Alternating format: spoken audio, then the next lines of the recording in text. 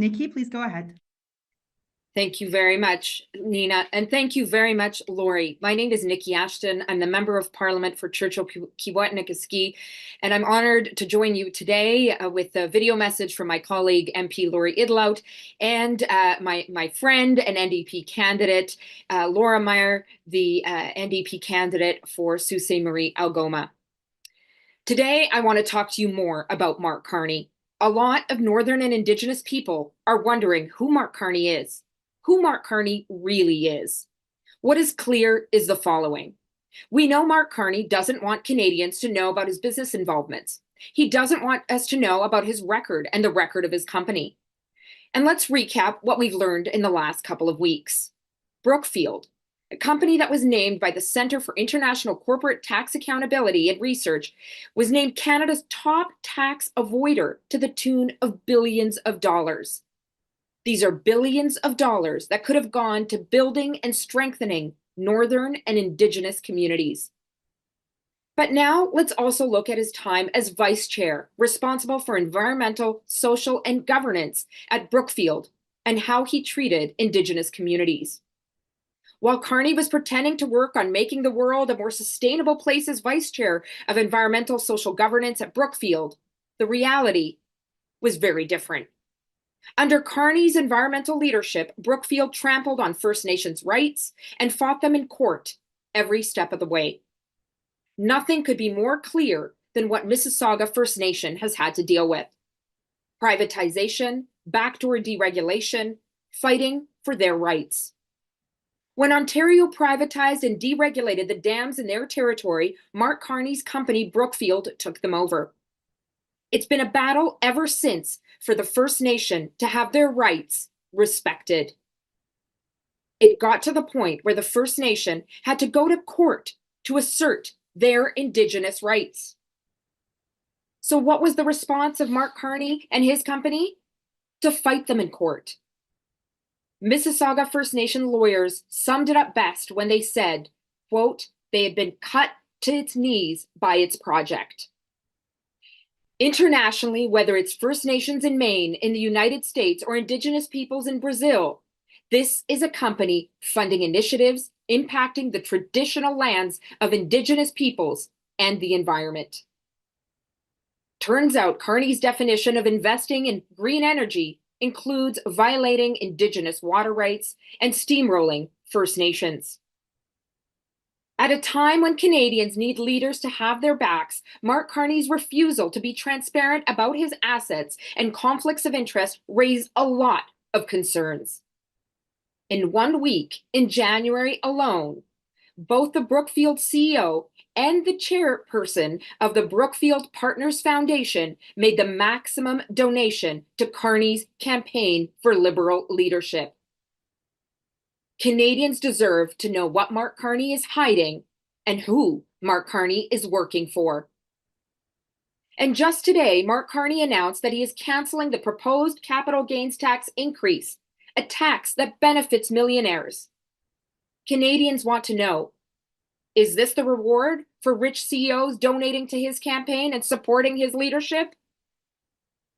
Quand Mark Carney était vice-président chargé de questions environnementales chez Brookfield, l'entreprise a combattu des Premières Nations en justice pour contester leur droit à l'eau dans le cadre de conflits liés à plusieurs barrages hydroélectriques. C'est inacceptable et cela démontre un profond manque de respect envers les Premières Nations et leurs droits. Which brings us to Mark Carney's actions as Liberal leader vis-a-vis Indigenous peoples and reconciliation. And for that, I would like to pass it on to my friend, NDP candidate, Laura Meyer, NDP candidate for Sault Ste. Marie Algoma. Laura? Anil Bojo, Kenoya, Niguam Kwetdejnakas, Mishake Dodem, Mizizagin Domjaba, Nishnabe Kwayandao. My name is Laura Meyer. I'm the NDP candidate for Sault Ste. Marie Algoma, and I'm from the Mississauga First Nation and Blind River, Ontario. I'm running with the NDP because I believe we deserve leaders who show up. Leaders who stand with Indigenous people, not when it's politically convenient, but all the time. Too often we see governments making decisions without Indigenous voices at the table. There are still major parties that can't be bothered to build relationships with Indigenous communities, let alone put forward a meaningful platform or speak directly to Indigenous media. That silence speaks volumes. What's even more concerning is the growing trend of downgrading Indigenous issues, folding ministries, cutting funding, or promising to fast-track development without free, prior, and informed consent. We've seen governments say they're focused on what matters most to Canadians, while completely ignoring how that work's done by creating effective and responsive partnerships with Indigenous communities. Let's be honest, when governments talk about spending less and investing more, we know what that means. It means that private interests get prioritized and the partnerships in development with First Nations, Inuit, and Métis communities get disregarded. It means the work that all Canadians have done towards reconciliation gets pushed aside instead of having a real commitment to moving forward together. It's concerning that without a dedicated Minister of Crown Indigenous Relations, the nation-to-nation relationships that have been hard-fought will be pushed aside for corporate interests. Reactionary fast-tracking of development projects without considering Indigenous rights or climate change won't work.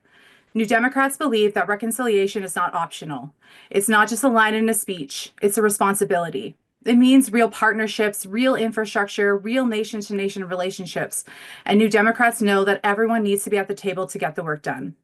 Over the past year, the NDP fought hard to reverse $7.6 billion in Liberal cuts to the services Indigenous peoples rely on.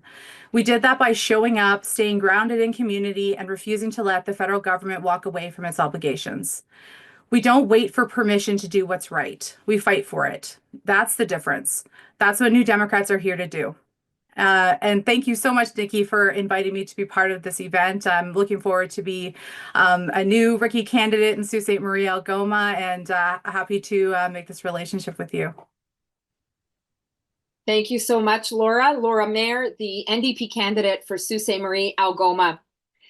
Let's be clear. The more we get to know about Mark Carney, his time at Brookfield, and Mark Carney as Liberal leader, the more we recognize that he's not part of the solution, but part of the problem. A pattern of fighting Indigenous peoples in court, just like the Liberal government does. A pattern of not getting it on how significant the housing crisis or the infrastructure crisis is in communities, much like the Liberals. Mark Carney and the Liberals, when they see the North, when they see our region, they see resources, they see land, but they don't see the people. Let's be clear, the Liberals have only ever acted when the NDP pushes them to do so. Today, we have a message from Mark Carney. In 2025, this is not acceptable. What you and your company have done is not acceptable. And what you have done so far as Liberal leader is not what reconciliation is all about. After everything that has happened historically, given the housing crisis, given the infrastructure crisis, what you, Mark Carney, have demonstrated in business and in the short period that you've been leader is you don't get it. Only the NDP stands with Northern and Indigenous peoples. And the message for the rest of us is Mark Carney isn't in it for Northern and Indigenous peoples. Thank you, Miigwech Kinanaskumit now. We'd like to open it up to any questions. So just before we move to questions, I will replay Lori Idlout's video. We had a small technical issue in the beginning, so we will play it again with sound. We will go ahead and do that, and then I will invite media to use the raise hand function to ask their question and follow up.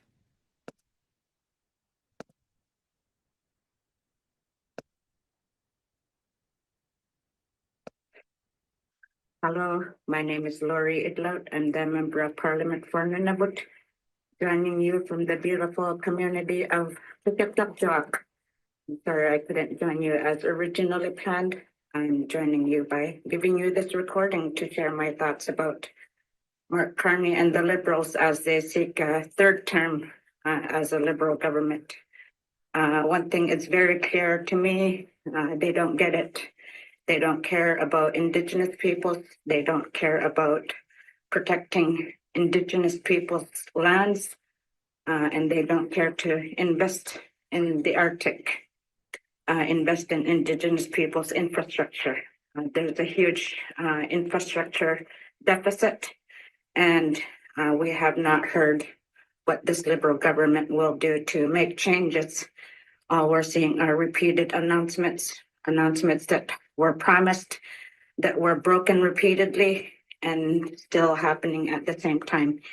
Even just when he was in Iqaluit recently, the investments for the North was 25 times less than what he promised to work on a radar system.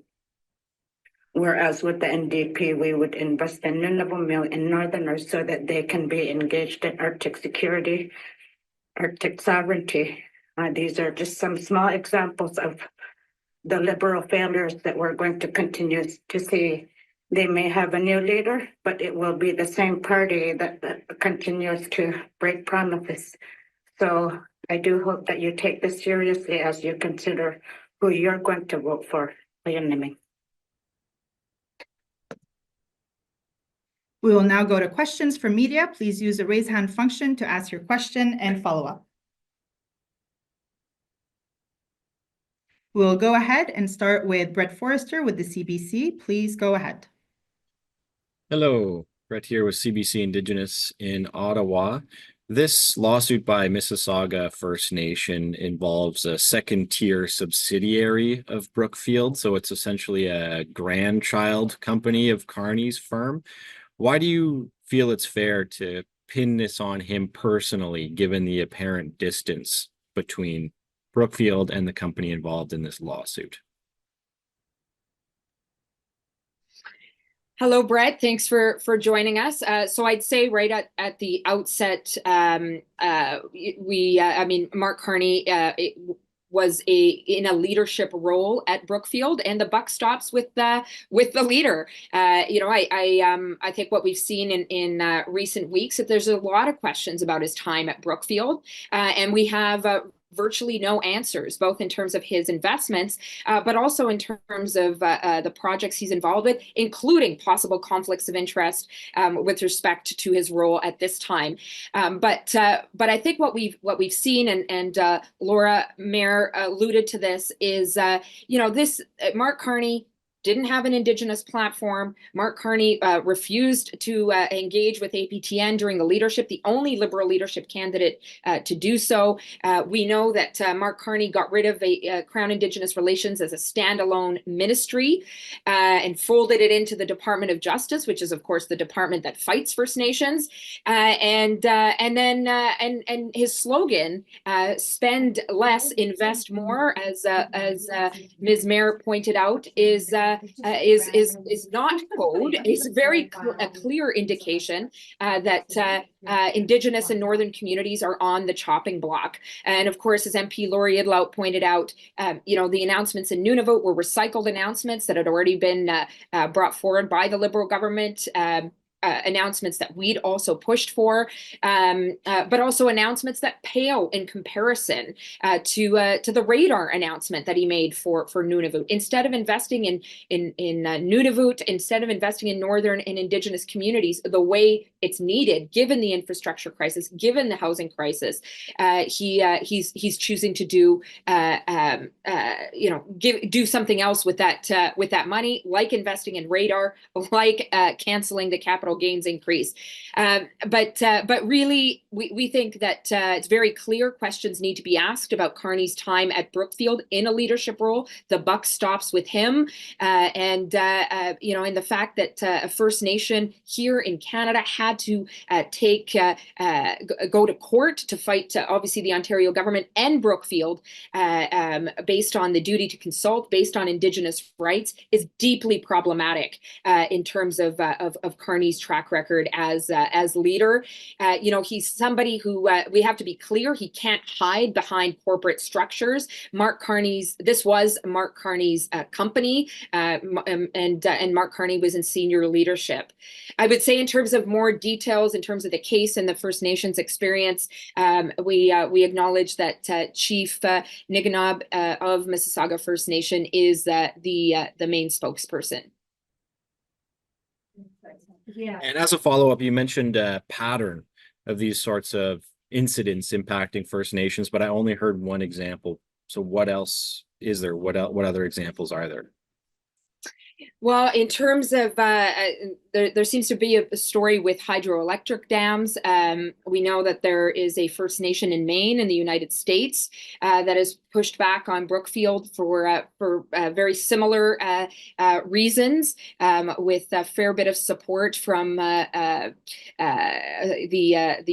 state apparatus there in Maine. We know that there's also real concerns about what's transpired in Brazil around hydroelectric dams and the impacts on communities in that country. Again, a lot of questions to be asked. Mark Carney cannot hide by corporate structures. There's already so little we know about Mark Carney's time at Brookfield in terms of and because of his lack of disclosures, and we deserve to hear. We deserve answers. Canadians deserve answers. First Nations deserve answers. Indigenous and Northern communities deserve answers about about Mark Carney's track record and where Mark Carney stands clearly when it comes to Indigenous and Northern communities. And so far, the signs from the last couple of weeks are problematic.